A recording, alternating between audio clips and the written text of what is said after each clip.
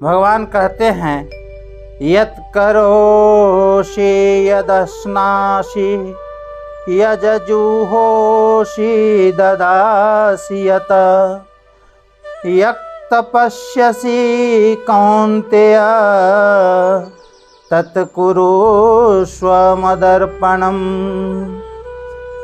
अर्थात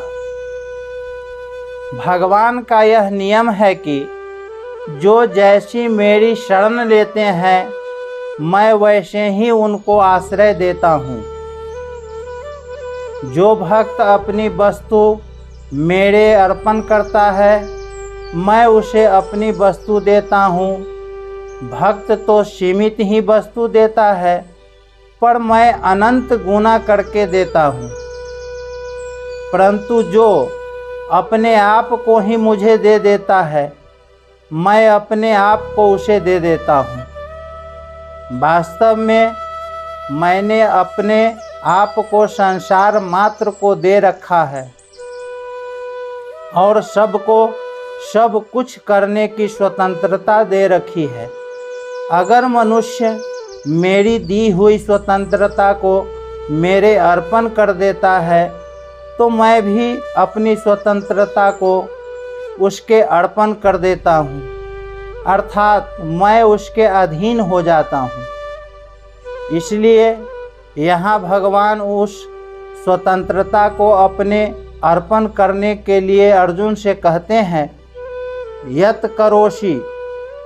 यह पद ऐसा विलक्षण है कि इसमें शास्त्रीय, शारीरिक, व्यवहारिक, सामाजिक, परमार्थिक आदि आवन मात्र क्रियाएं आ जाती है। भगवान कहते हैं कि तू इन संपूर्ण क्रियाओं को मेरे अर्पण कर दे, अर्थात तू खुद ही मेरे अर्पित हो जा तो तेरी संपूर्ण क्रियाएं स्वतः मेरे अर्पित हो जाएगी। अब आगे भगवान उन्हीं क्रियाओं का विभाग करते हैं यदश्नासि, अर्थात इन पदों के अंतर्गत संपूर्ण शारीरिक क्रियाएं लेनी चाहिए। अर्थात शरीर के लिए तू जो भोजन करता है, जल पीता है, कुपथ्य का त्याग और पथ्य का सेवन करता है, औषधि सेवन करता है, कपड़ा पहनता है, सर्दी गर्मी से शरीर की रक्षा करता है, स्वास्थ्य के लिए समयानुसार सोता और जागता है, घूमता फिरता है, शौच स्नान करता है आदि सभी क्रियाओं को तू मेरे अर्पण कर दे।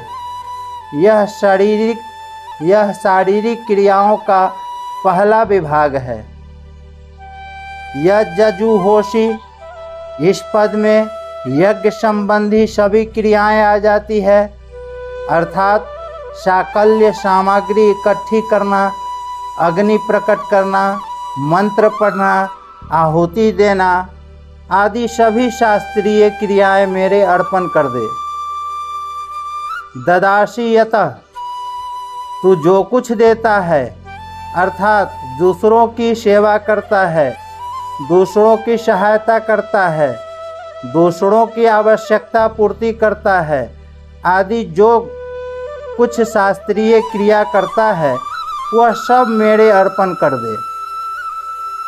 यत् तपस्यसि, तू जो कुछ तप करता है अर्थात विषयों से अपनी इंद्रियों का संयम करता है, अपने कर्तव्य का पालन करते हुए अनुकूल प्रतिकूल परिस्थितियों को प्रसन्नतापूर्वक सहता है और तीर्थ, व्रत, भजन, ध्यान, जप, कीर्तन, श्रवण, मनन, समाधि आदि जो कुछ परमार्थिक क्रिया करता है वह सब मेरे अर्पण कर दे।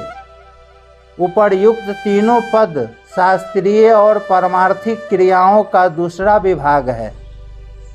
तत्कुरुष्व मदर्पणम, यहाँ भगवान ने परस्मैपदी कुरु क्रियापद न देकर आत्मनेपद की कुरुष्व क्रियापद दिया है।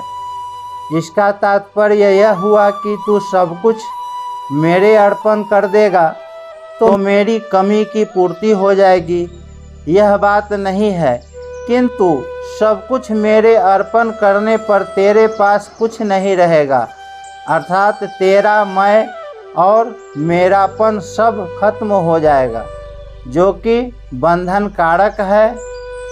सब कुछ मेरे अर्पण करने के फल स्वरूप तेरे को पूर्णता की प्राप्ति हो जाएगी, अर्थात जिस लाभ से बढ़कर दूसरा कोई लाभ संभव ही नहीं है और जिस लाभ में स्थिर होने पर बड़े भारी दुख से भी विचलित नहीं किया जा सकता, अर्थात जहाँ दुखों के संयोग का ही अत्यंत वियोग है, ऐसा लाभ तेरे को प्राप्त हो जाएगा।